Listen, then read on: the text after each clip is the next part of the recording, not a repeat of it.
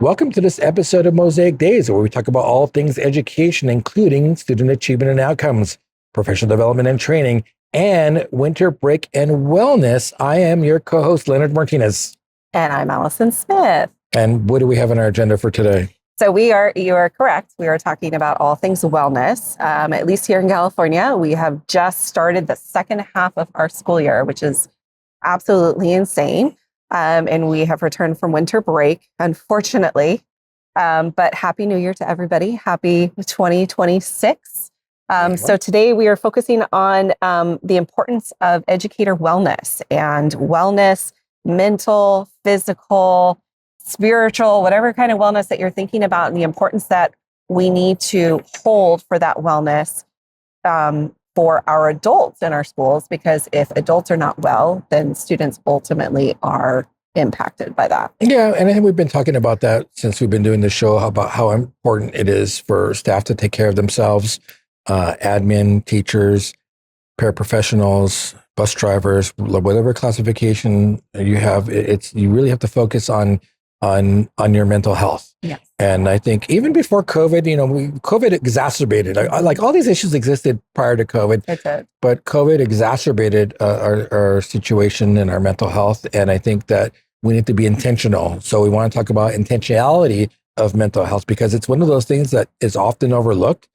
I think trying to find time for yourself is often overlooked, and recharging. And so that looks different to different people. I always tell people, though, that if they're going to look at some recharging time, rejuvenation time, that's important to do with family and friends, but it's also important for you to have that time by yourself. Yeah. I often hear times of people who work in education or in any industry where, they have to go home and then they got to do dinner and they got to do laundry and they got to spend time with the kids and spend time with a significant other. That's not mental wellness, right? That's not taking care of yourself. And so, my logic has always been is if you can't take care of yourself first, you're not going to be in a great position to take care of others. So however that may look, that's what you have to focus on. First semester's done. I don't know. You're right. I don't know where it went, but now we're at second semester.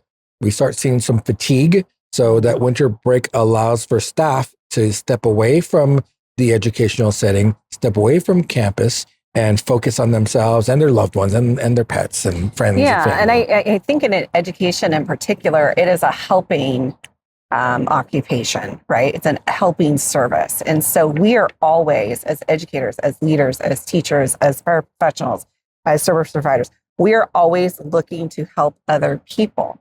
And so I think that the difficulty that educators have, and I'm sure also probably with medical professionals, with our first responders, when you're a people first profession like that, and you're always looking to help others, you oftentimes are putting others before you. Yeah. And so, when I go home, I have to make sure that I turn off my day so that then I can be present for my kids.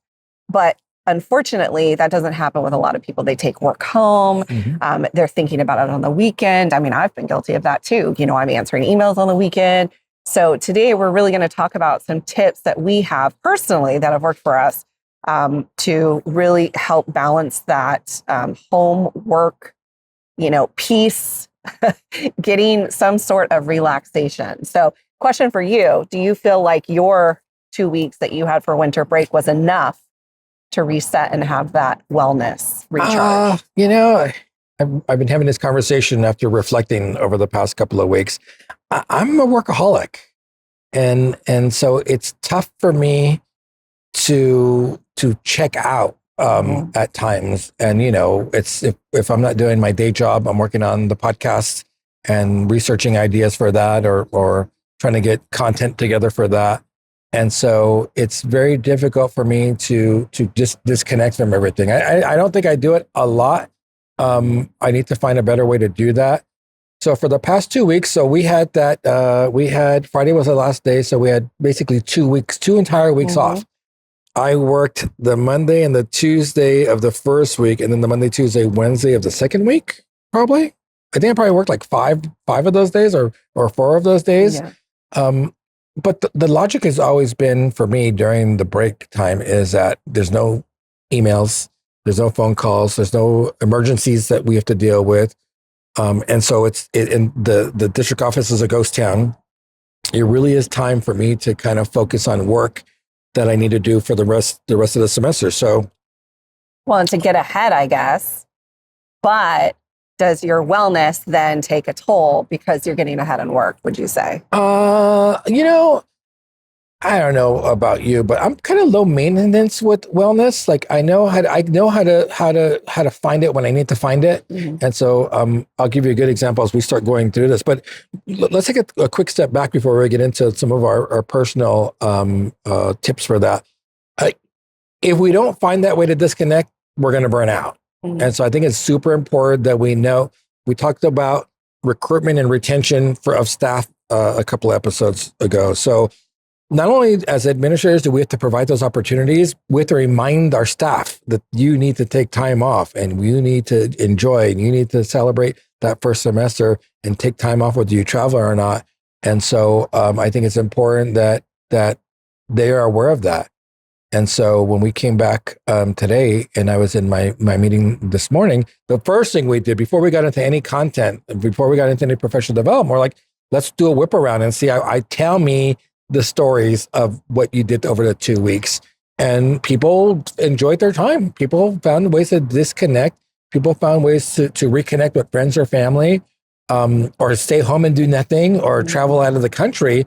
People found ways to support their mental health because, again, if you're not doing that, then you can't recharge. If you're not doing that, you're more likely to burn out. This second semester goes by super fast. Mm-hmm. There's a lot more work to do, more IEPs to do. There's more grades to do. It's crunch time, right? Some kids are graduating and staff is all trying to prepare all that stuff to happen. Graduation ceremonies, spring break, all those senior activities. There's so much stuff that happens on this second semester that we don't necessarily see the first semester. Yeah. It's one of those things where as educators, if we don't take care of ourselves, our students ultimately are the ones that are impacted, right? So if we don't recharge and we get into that burnout mode, then your focus and your mindfulness for your students automatically decreases, And so we've had, I can say over the last few years, there definitely has been an uptick in mental health concerns and seeing staff members struggling with that aspect. I think. And some of that is a result of COVID, but you're right. Like it took place before COVID. Mm-hmm. I think it's maybe more pronounced now because there also was that time where, we were never given time off, really. I mean, we had a very short amount of time off to be at home. And then we were called back on site, right? And that happens, I think, with a lot of administrators where you're just going. It would be so nice at some point to just be told, guess what? Offices are closed down, like go home. Like you don't have to take days. Like just go home, take care of yourself. And so I think as leaders, we really need to be mindful of our staff in that regard because we're not always as administrators told, go home and take care of yourself.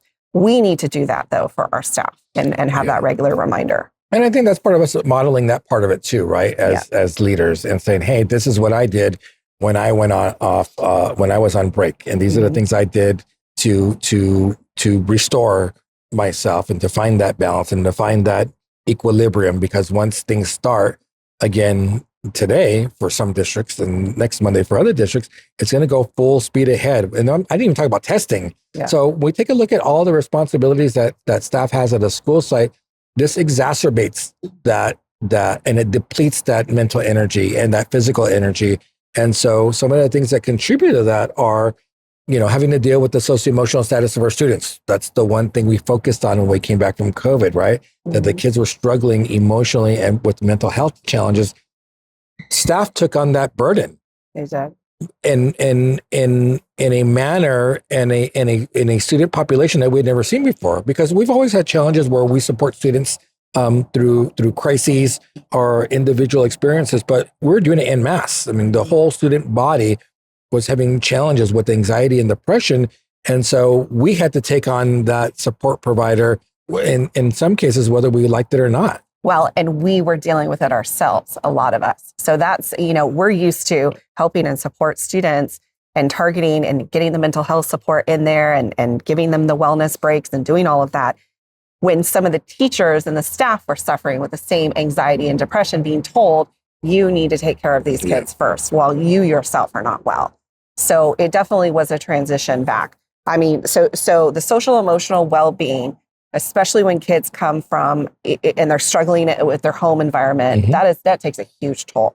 The other thing that educators that you and I talked about were dealing with are behavioral concerns and not really knowing how to address that and not having that support as well. Well, I mean, think about for the younger grades too. We had kids come back to school who had never stepped foot in a classroom. And so how was that transition? You know, they don't have that socialization of that naturally occurs either explicitly through lessons design or just indirectly with interacting with other kids. And so we did see an uptick in behavioral problems at all age groups. But we're talking about, if we look at that particular group, who are online from the get-go. I mean, those are the ones that now we're seeing at I think the middle school level. So eventually we'll see, did they gain those skills after the fact where they normally would have had them at 3, 4, and 5 years of age? Well, I mean, look at my kindergartner. I had a kindergartner going and doing school on Zoom. You know, that's not a way to have kindergarten. So, you know, I think kids, it's going to take some time to definitely see the outcome of that, and students may be rolling out of that generation that were so severely impacted. But you did have a huge amount of behavioral aspects, the anxiety, depression, increase in student hospitalizations due to some mental health concerns. But in addition to that, I mean, I would say another reason why teachers could potentially be burned out is that you have all of these concerns, all of this stuff is happening, and there's no support. So I think the lack of training and the support and the guidance to our educators on what needs to happen in these situations, you know, and again, administrators, we were dealing with it at the same time that our teachers were dealing with it. But do we stop and take the time and give really thoughtful professional development and training on how to deal with these crises? Oh, and then we're not even addressing the fact that we're not even talking about academics. I mean, we you know, this is all the stuff that has to happen before we look at teaching, getting through a pacing plan, looking at state testing that's coming up, looking at all the district initiatives. There's a lot of weight on the teacher's shoulders to begin with before we even touch that stuff. And so we take a look at all of this stuff massing on their shoulders.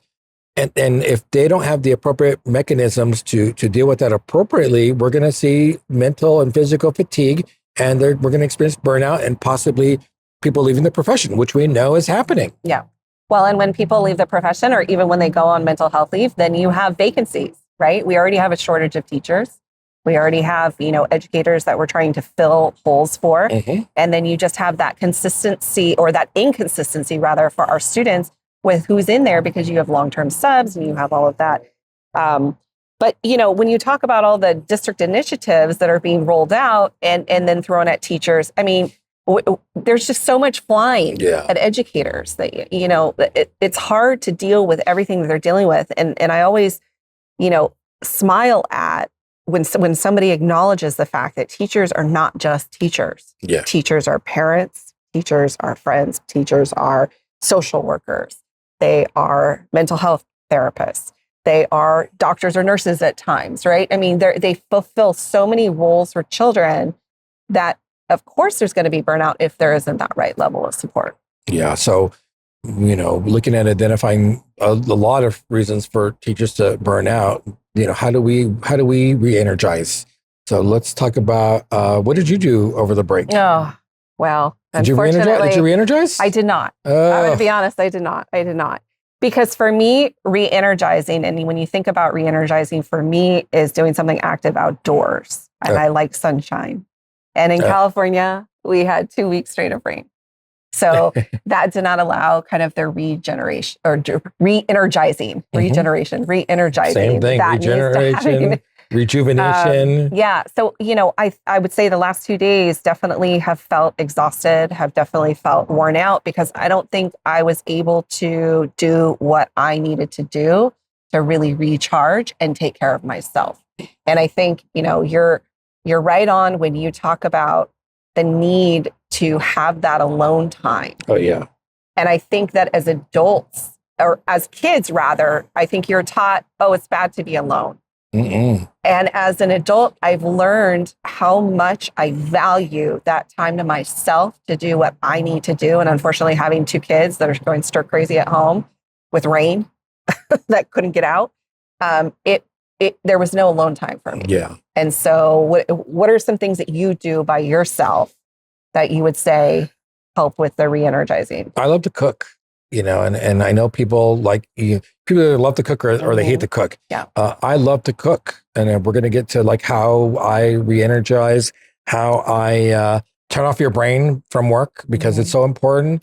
I get, we have emergencies and we get the emergency phone calls and texts and emails that we got to deal with. But you have to be able to turn off your brain from work. So what do we do? How do we do that? We occupy our brain with pleasant stimuli, right? Yeah. And for me, that's always been the kitchen since I was a kid. Put me in this is what I need. Put me in the kitchen that I'm making good food, put on some good tones like the Wicked 2 soundtrack, and give me a beverage of my choice. There you go. If I have those three things, that is like nothing makes me happier than to make a good meal, drink a good beverage, and listen to some good music, whether I'm cooking for the kids, whether I'm cooking a meal just for myself, because I love doing that as well. But that really is my happy place. And do you like the cleanup is the question. No, of course not. That's what the kids do. That's what dishwasher's for. When I cook, I love cleanup because then it makes me feel like the whole thing is complete. So cleanup is actually therapy for me. So cleaning my house is actually therapy for me. Not me. So those types of things are good. What is not therapy for me is when I clean up and then somebody else makes a mess right after. Yeah. So you can cook for me and I'll do your dishes. I have a dishwasher.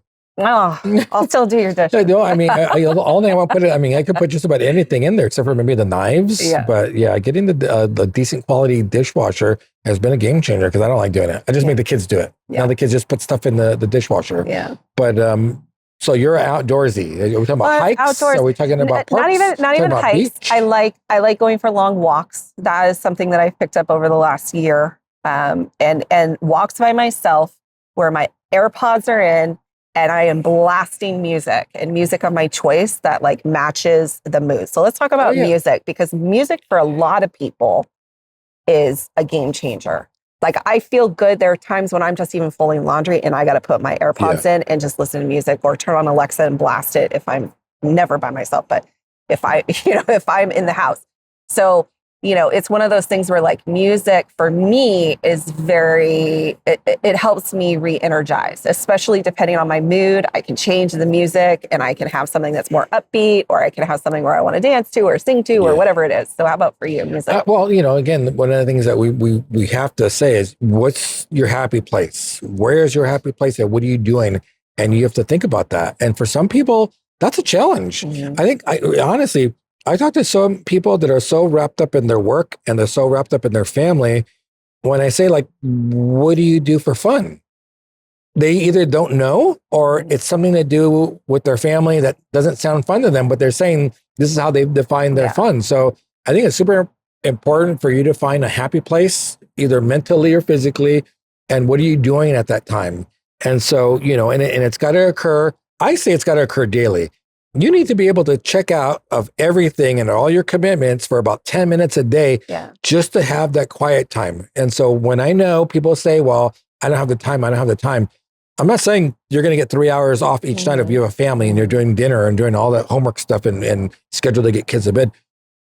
10 minutes to just have some peace and quiet alone so you can gather your thoughts or doing something fun.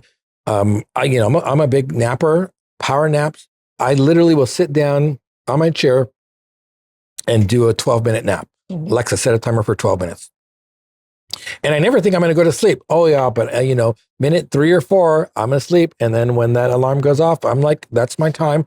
Now I can get up and do whatever it is that I have to do. So you have to find time throughout your day. You have to be able to unplug. You have to be able to find, if you have a comfort animal, what is that? What does that look like to you? Is it a person? Is it a thing? Whatever you're going to do, you got to find things that are going to bring joy to you. Because what's the point if we don't find joy? And what's the point of going to work and working as hard as we do to make money if we can't enjoy life? Yeah. And so I think people So for some people, it becomes very easy to do that. For some people, it becomes a difficult thing for them to put themselves first. People feel guilty. And I've told you this for as long as I know you. We have coined the term selfish to mean a derogatory thing in our society. Yeah. And I have always said, I am selfish. And there are times where I need to be selfish. We have to move away from that being a negative thing. Yeah. Everyone deserves to have time where it is all about them, because I think if you don't do that, then you see the people that resent their job, they resent the students, they resent their significant others, they resent their kids, because they feel like they're all alone in this process. And so if you're not taking that time for yourself, it's easy for you to start building up resentment and negative attitude to the people and the things around you. So similar to what you were saying, just about it doesn't have to be very long. No. You know, it just needs to be something. I think it's also important that it's not just at home, that you are actually taking that 10-minute breather or whatever it is that you need during the workday. I think that's an important thing for us. We as educators are around from the start that those kids come to when they leave. We are with those kids and present with those kids. But there are ways in which we can just take that small amount of time to ourselves. Like when I taught elementary, it would just be, I had to have recess duty. I'd be out recess duty, but I'm standing in the sunshine. Yeah. And so even there is 5 minutes of my like, wow, let's look around. Let's look at the trees. Let's look at, not be on my phone, not be, talking to kids, not be in front of, during recess duty. It was like, let me just kind of look around and just disconnect for a minute. And even though I was out there watching kids, I still was like by myself, and I was still able to kind of have that recharge. Making jokes at work, you got to laugh. Yes. And there have been times where all you and I can do is laugh at work. Right. But you have to be able to do that and find humor and be able to joke with other people. So during the workday, what do you do to take time for yourself, for self-care? Boy, that's a tough one. Again, the day moves so quickly.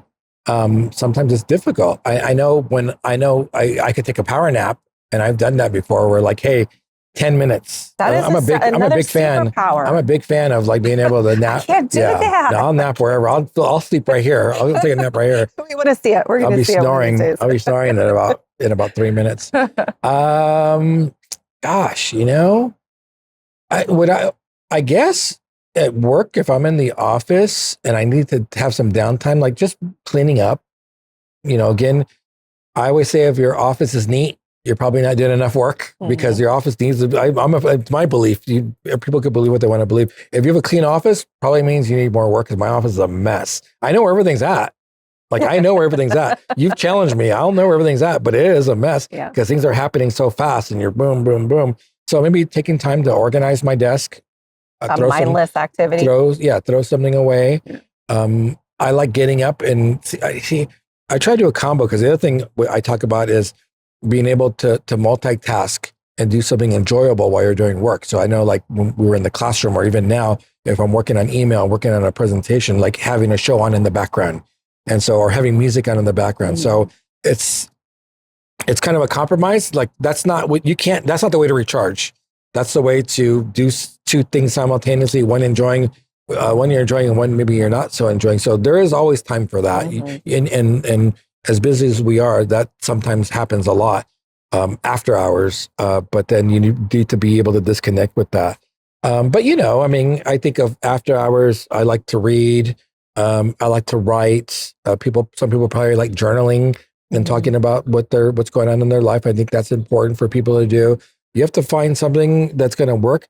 And I always say, like, if you're new to this and you don't know how to do it, don't try it and say that didn't work for me, I'm giving up. So this is just like a strategy for teaching or an intervention. You might not like it, might not feel comfortable the first time, and so the immediate reaction is the default to the way you've been doing it. So, but I would say it takes time. You can spend time outdoors, like you were talking about, going hiking, going to the beach, going to the trails and do that stuff if that's your jam.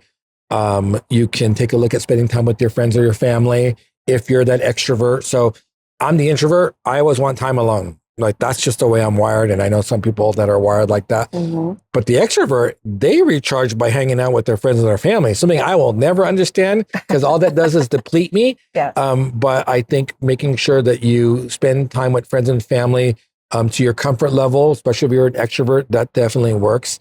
Napping, people like to travel. That's important. That stresses me out more. Traveling? Yeah, traveling exhausts me. Yeah. That's yeah. I don't feel rested when I travel. Going to if you have pets, hanging out with the pets is also a great way to recharge. What else? You have some ideas of other things people do? There are some people, and I've been told, okay, we'll go home and do something mindless, like you were talking about, like turn on some reality show or whatever. There are times where reality shows, they make me feel really good because I'm like, wow, my life is not that bad, right? But I also find it to be noise. So for me, I personally have to, which is funny because I can blast music, but music has got like a roll, it's got a rhythm to it. Whereas TV is a lot of mindless noise to me. And so it actually stresses me out more. It's maybe like sensory overload for me. So, but I believe in you get to that max. And I know when I'm burned out, I sometimes just have to take a day off. Yeah. Or I have to take a couple hours off, Yeah. or I have to leave early, or I have to. Don't ever feel like you cannot take care of yourself, because you have to take care of yourself first before you can take care of your staff, your students, your parents, respond to everything. And so I used to just be like, oh my gosh, I can't leave because, a sub's going to have to come in and they're not going to be able to handle the classroom. And oh my gosh. And then I've got this parent meeting, or I've got this whatever.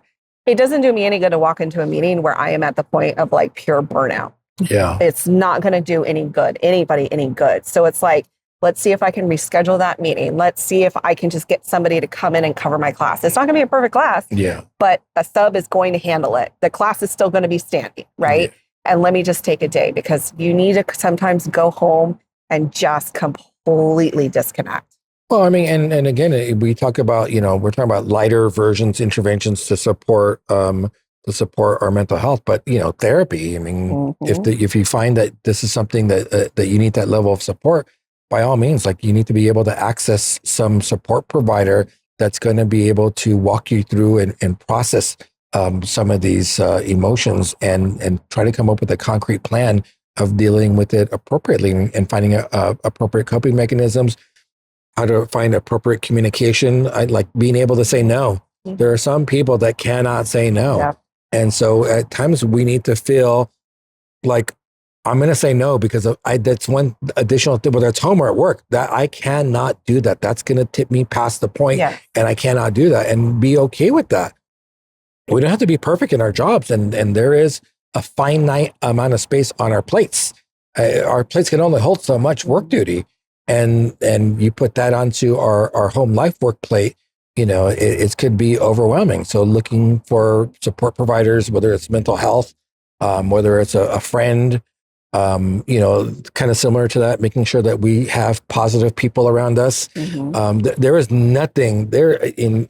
is nothing more draining than being around people that are negative all the time. Yeah. And I'm not talking about just venting, because we all vent. Yeah. And like, hey, I need to complain about my day for 5 or 10 minutes, and then we're going to move on and talk about something more pleasant.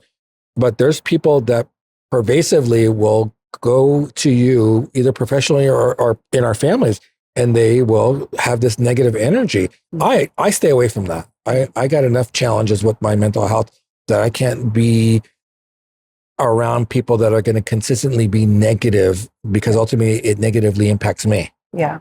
And again, I mean, it's when you're impacted and that tears you down, or you're trying to be good for yourself, and then somebody's coming in and negatively interacting with you, that just erases everything that you've done to take care of yourself.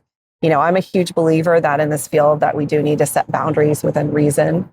And so it's okay to say no. It is okay to say, I can't deal with this right now, or I need a minute, or you're having a tough meeting, I need to step outside for a minute. You need to be comfortable enough to say that, so that you are able to be a productive contributor to whatever meeting, whatever problem, whatever you're trying to deal with. If you don't take care of yourself, then again, the kids are going to be impacted. Our schools are going to be impacted. Our staff, our families are going to be impacted. So I mean, it becomes a huge thing that I don't think educators do enough with. And so you're going to tell me now that we're going to take like another 4 weeks off No, to be better, right? no. But what I will tell you is that as we have these conversations with people, and I actually have this conversation quite a bit with people because I think it's important, and I think we get so busy that we forget about stuff like this, or we do stuff like this, but we're not making explicit connections on this is why I'm doing this to feel better for my mental health. So what I want people to do to walk away with this episode is, if you don't have these things, find these things and consistently have a menu of go-tos that are going to make you feel good and re-energize you and provide some mental health for you. Because if you can't identify those, you're going to walk into a classroom and you're going to be frustrated, you're going to be burnt out, and ultimately that's going to negatively impact your ability to work with students. So everybody wins if we take care of our mental health. There's no one that loses if we can appropriately take care of our mental health. So the challenge we have for people is, what do you do to support your mental health on a day-to-day basis? And that's the January challenge I'm putting out. And definitely put a list out there. Put a list of maybe 5 things. Don't take a lot of time, because we talked about, making sure that it doesn't carve out hours and hours of time. It's just 10 minutes. What are some things that you could do just even during your workday, during your home life, that are going to make you feel a little bit better about yourself and take care of your mental health? And make sure you're making the explicit connection, because again, I want people to be very aware of what they're doing. Yeah. I'm in the kitchen to cook and make a great meal because it makes me feel good. It recharges me. Yeah. And sometimes we need to verbalize those concepts, because if we don't make it concrete, I think sometimes we forget about the things that we're doing in our day-to-day to support our mental health. But since we don't explicitly acknowledge them, we think they don't happen. Yeah. And so the challenge is having those affirmations that I am doing this to make me feel better will solidify that concept that this is good for my mental health. Yeah. I want to be happy. I want to be emotionally healthy. And so we need to have those explicit statements so that we can draw those connections and feel like, okay, this is now why I'm doing this. And this is actually making me feel better. So I think we need to be explicit with those expectations and those statements of affirmation to ourselves, because that will concrete those kind of abstract ideas about emotions at times. I think you've solved all of the problems in education right there. You always say that. I am. There's so much work to do. There's so much work to do. But you know what? There will never be all the problems solved. I agree. But I'll come up with a new problem. But I think, starting with our own mental health is a good way to get there. I mean, that as we go into 2026, 2025 was a tough year for a lot of people. And so I think, as we go into 2026, we just have to keep these things in mind and make sure. I need to force myself to have more, especially since I didn't get it over the last 2 weeks, to have some self-care over the next few weeks. Yeah. New Year's resolutions. Perfect timing for this. Yeah. That's awesome. Yeah. Great conversation. Yeah. This has been Mosaic Days. I'm Leonard Martinez. And I'm Allison. Have a great start to the new year. Thank you for joining us.